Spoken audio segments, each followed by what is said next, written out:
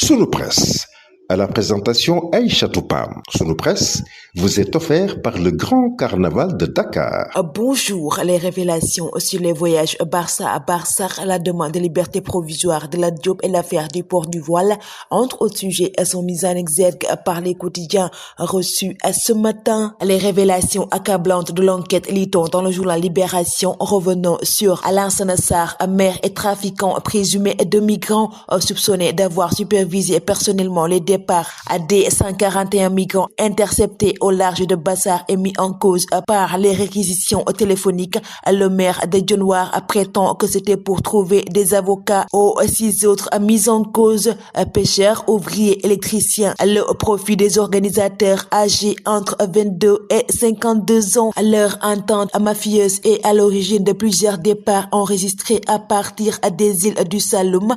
Une partie des fonds versés par les derniers candidats récupérés à Mbour. Le journal Tribune reste toujours dans le cadre de l'immigration irrégulière et parle de près de 500 migrants qui ont échoué sur la Petite Côte. 374 individus arrêtés durant le week-end du 14 au 16 mars 2025 par la gendarmerie entre Mbour et Fatick. À Mbodiène, la brigade territoriale de Joal a procédé à l'interpellation de 59 nouveaux candidats, dont 16 filles. Lat Diop encore recalé en prison, lit-on dans le journal Observateur, revenant sur sa demande de liberté provisoire. L'audience initialement prévue pour aujourd'hui 18 mars a été renvoyée par la chambre d'accusation. Le journal Les Échos reste dans le cadre de l'affaire Lat Diop et Mohamed Dian, l'accusateur de Lat Diop, qui refait subitement à surface. Entendu hier par le juge, il a confirmé toutes ses déclarations. Il est curieusement rentré librement chez lui après l'audition. Grosse turbulence dans les cieux, lit-on dans le journal Le Quotidien, revenant sur la grève annoncée des travailleurs de l'aéronautique.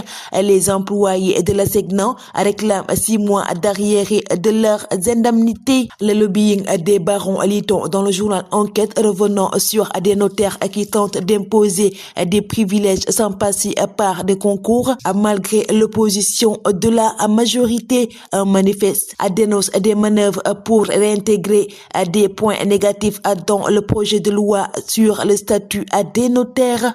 Diomaye et Sonko interpellés pour préserver les acquis et l'égalité des chances. Le jeu de yo-yo de Macky, lit-on dans le journal Walf Quotidien, revenant sur la gestion de l'Alliance pour la République.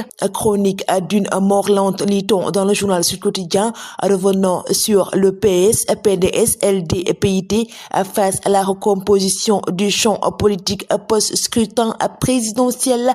Entre défaillance citoyenne, crise de représentativité, essor des mouvements citoyens et les réseaux sociaux, les formations politiques historiques déjà au pouvoir ou faiseurs de roi doivent aujourd'hui redoubler d'ingéniosité pour maintenir leur influence. Le voile a failli mettre le feu aux poudres, titre le journal Vox Pop, revenant sur le collège Saint-Gabriel de Thiès, où des filles voilées interdites d'accès par le chef de l'établissement finalement réintégrées après l'intervention de l'inspection d'académie. La direction et sa volonté d'endiguer un fléau, le mauvais port de voile qui masque l'uniforme. Le journal Rewmi Quotidien abonde dans ce même siège et met à sa une comment l'inspection d'académie a désamorcé la bombe, revenant toujours sur des élèves voilés exclus du collège Saint-Gabriel de Thiès. Le quotidien national Le Soleil s'intéresse sur les ravages des cigarettes électroniques et met à sa une les volutes